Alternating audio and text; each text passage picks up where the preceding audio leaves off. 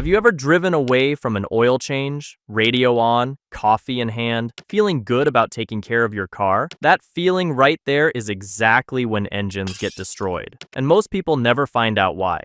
There is one oil change mistake that kills engines without any warning. No check engine light, no strange sound. One moment your engine runs perfectly on the highway. The next, oil sprays from the engine bay, pressure drops to zero, and you hear a single deep knock from inside the block.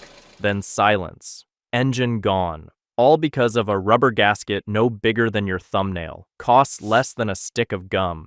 The mechanic who caused it has no idea what he did. The oil is correct. The filter is new. The receipt looks perfect. But behind that filter, invisible to everyone, is the one thing nobody checked.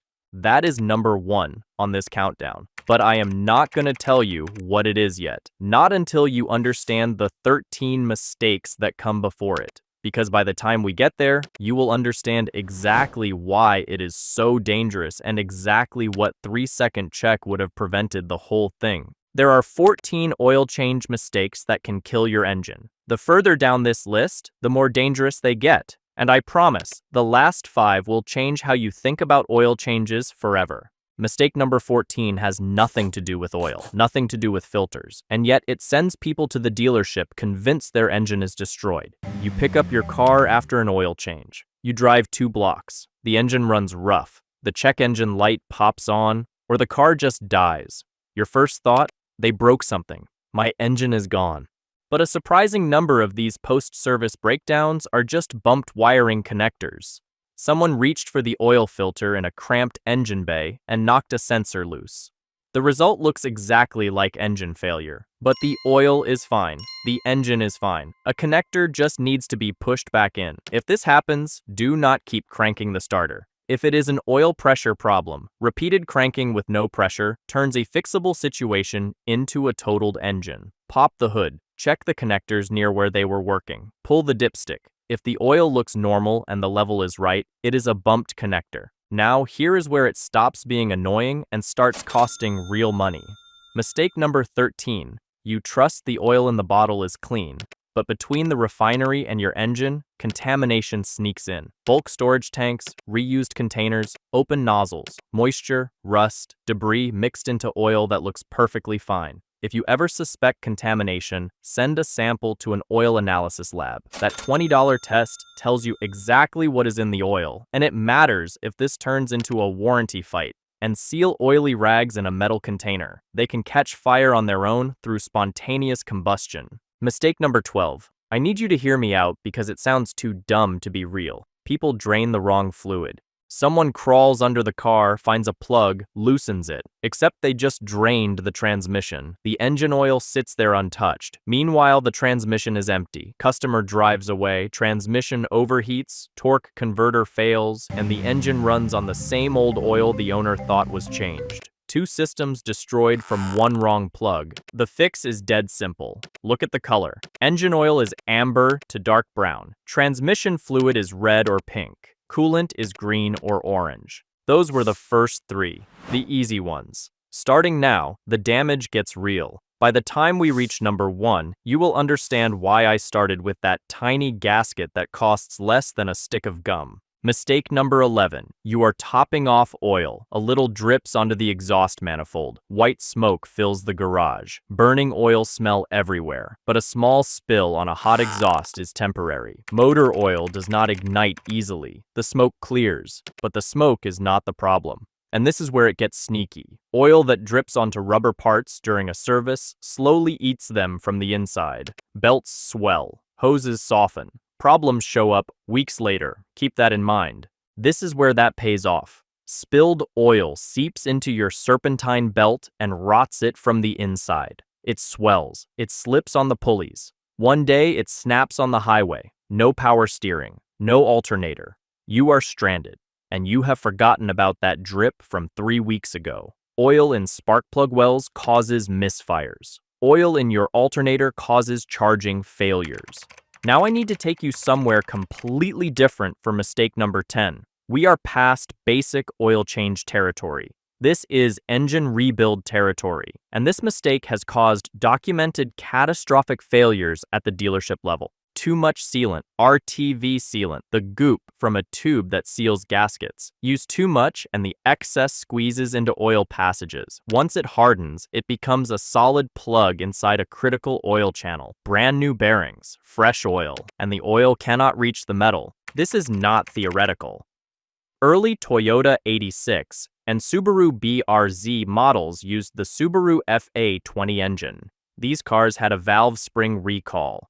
During the recall, some dealership technicians applied too much RTV near oil passages. The sealant clogged oil feeds. Those engines developed rod knock, not from a defect, not from owner abuse, from the dealer's own repair. If they had used a thin bead instead of a generous squeeze, those engines would still be running. A quarter-inch too much sealant, thousands of dollars. Before reassembling any engine, flush every oil gallery with solvent and compressed air.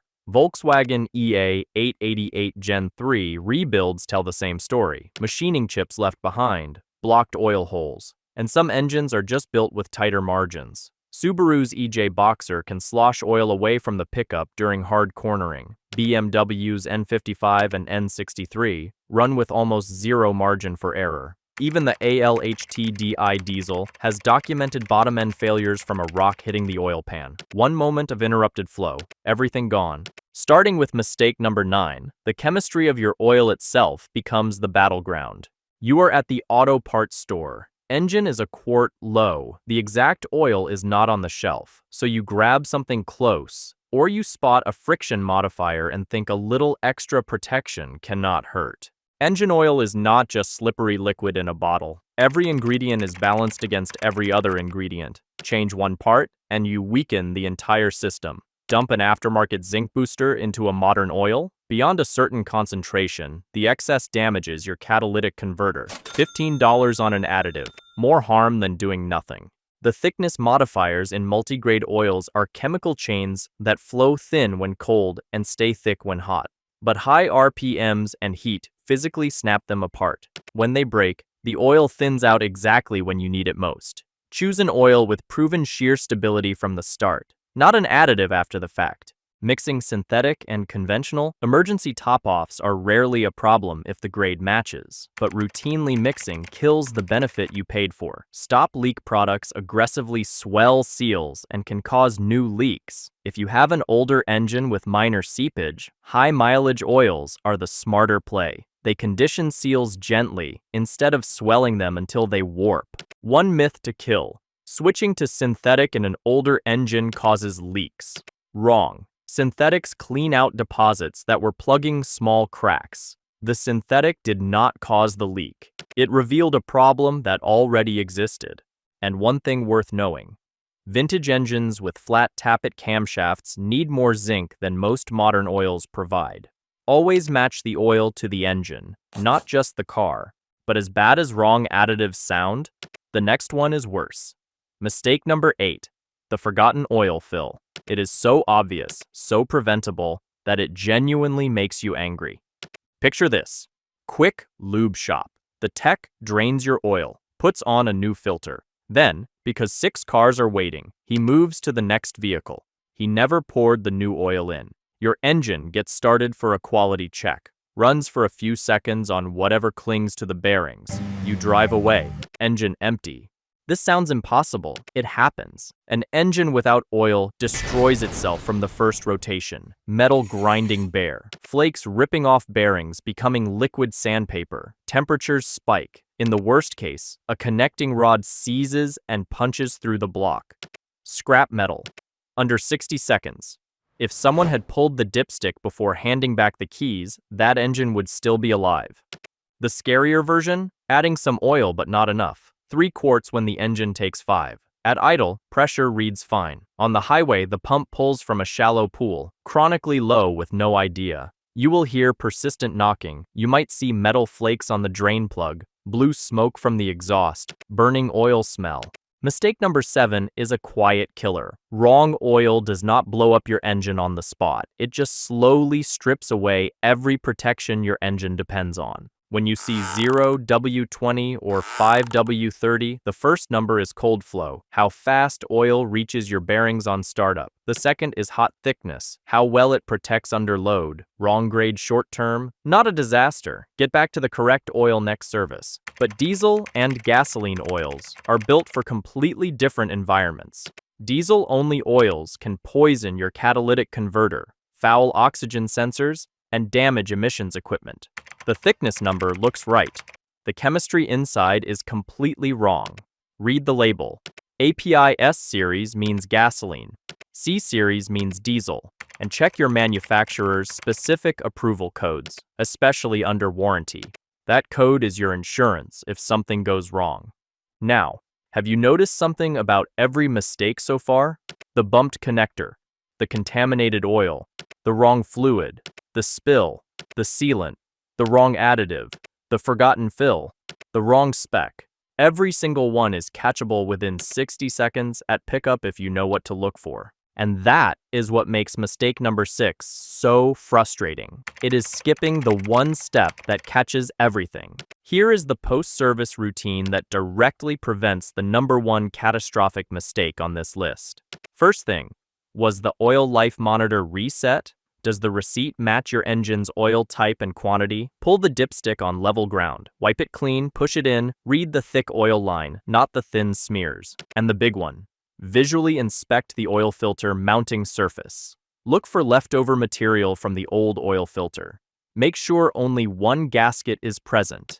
I am coming back to this check at the very end. And when I do, you will understand why it matters more than everything else combined. Confirm the drain plug was not over-tightened. Run the engine watching underneath for leaks. Ask for your old parts back. The filter, plug, washer. If something goes wrong, those parts are evidence. And one critical distinction. Your oil life monitor and your oil pressure warning light are completely different systems. The monitor is a computer guess. The red pressure light is an emergency. If it comes on while driving, pull over and shut off immediately. Everything up to this point, fixable, catchable. From here, the damage is permanent, the repair bill's massive, and these next 5 will change how you think about oil changes forever. Mistake number 5, oil filters. Most car owners think if it threads on, it works, except the outside tells you nothing about what is happening inside. The filter material, the bypass valve, the anti-drainback valve, the housing strength. Wrong bypass pressure means unfiltered oil circulates freely. Wrong anti-drainback valve means dry bearings on cold start. Any of those can kill oil pressure almost instantly. The bypass valve becomes extremely important at number 1. When the filter gets packed with debris, the bypass opens and lets oil through unfiltered. Better than no oil, but the opening pressure has to be exact. And if cheap plastic bypass components crack from heat, those broken pieces become the debris that damages bearings. The filter itself created the particles that destroyed your engine. The price difference between a premium filter and a budget oil filter is $10 to $15. The question is whether you want to bet your engine on the cheapest option. If you ever suspect a filter failure, preserve it. Cut it open. That evidence tells the story of what happened inside your engine.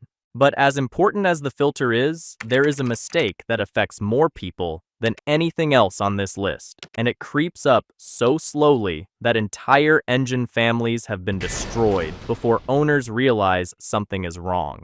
Mistake number 4, stretching the service interval. Push the interval too far and your engine is surviving on oil that has lost its chemistry and a filter that is no longer filtering.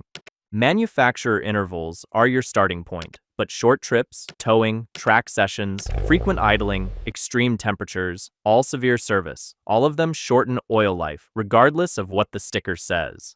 3 case studies, each worse than the last. VWTSI sludge.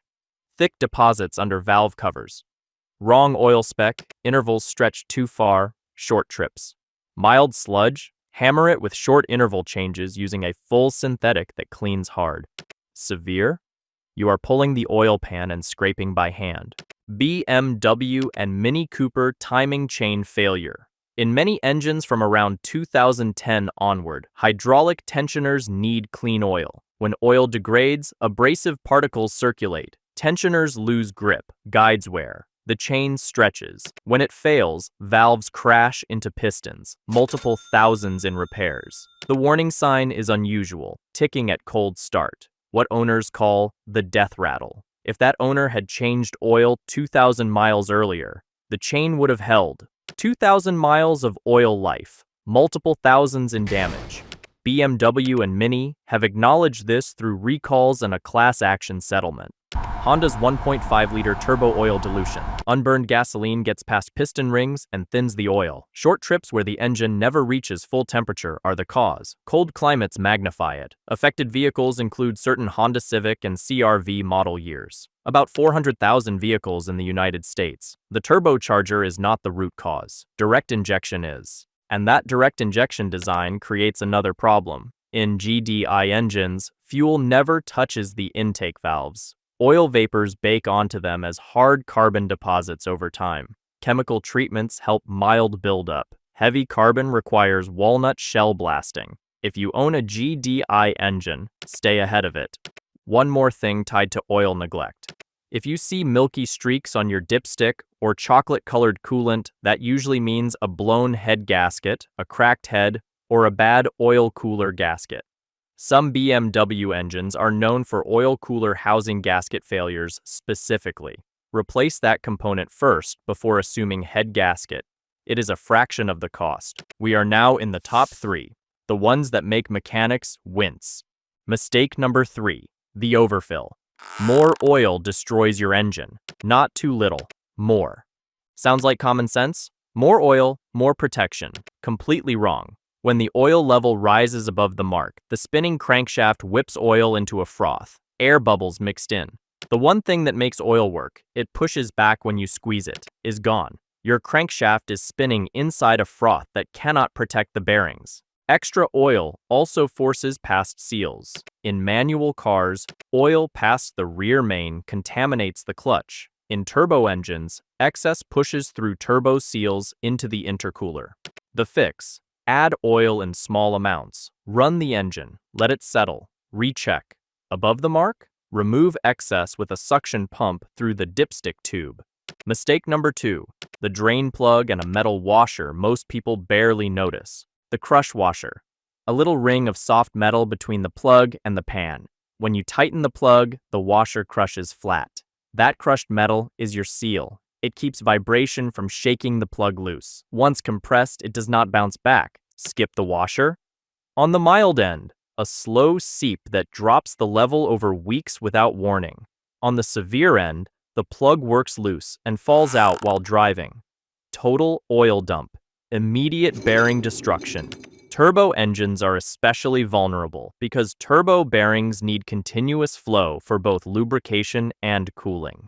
And here is where people make it worse. Plug seeping, they crank it tighter, but the drain plug is hardened steel. The pan is soft aluminum, over-tighten, and the steel cuts through the threads. Metal shavings fall into the oil, pump gears scored, bearings damaged. If that owner had used a new crush washer instead of cranking tighter, 15 cents versus thousands, the pan would be fine. The threads intact, 15 cents. Always use a torque wrench, never a power tool. And before installing a new washer, make sure the old one is not stuck to the pan. New on top of old creates the same problem we are about to talk about. We are here. Mistake number 1. This is the part I told you about at the very beginning. The one smaller than a quarter.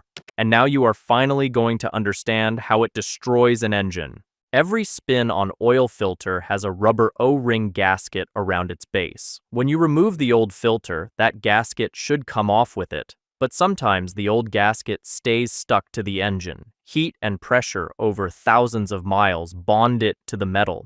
The mechanic threads on the new filter. The new oil filter has its own fresh gasket. But the old one is still there. 2 gaskets stacked. New pressing against old. And here is the terrifying part. The double gasket often holds during the initial check. Engine runs. No leak. Car gets handed back. Nobody knows this engine is about to be destroyed. But once the engine reaches full temperature on the highway, once oil pressure hits full load, that dual gasket separates. Hot pressurized oil sprays from the oil filter base. Total oil loss. While you are driving, in minutes. Bearing destruction. Rod failure. $3,000 to $8,000. All because nobody ran a finger around the mounting surface. Always coat the new gasket with clean oil before installing. That oil stops it from bunching or bonding too hard to the metal. No stuck gasket? No double gasket. If the filter mounts vertically, pre-fill it so bearings get lubrication faster on startup. The check. Before installing a new filter, run your finger around the mounting surface. If it is not clean and smooth, stop. Remove the old gasket. When you take off the old filter, look at it. Gasket still attached? You are safe. Missing from the old filter? It is still on the engine. That is our countdown. If the pressure light comes on or you hear a knock, stop driving immediately. Not in 5 minutes. Now, document everything on the spot. Photograph the leak. Keep the receipt and old parts. If this turns into a fight, that evidence is money. Here's the irony of this entire video. The oil change was never the hard part. The hard part is the 60 seconds of checking afterward that nobody does. A finger around a mounting surface, a glance at the dipstick. 60 seconds separates a working engine from a destroyed one. If this helped, share it. The number one mistake on this list is happening right now to someone who has never heard of it. A 3-second check saves thousands. Take care of your engine. It will take care of you.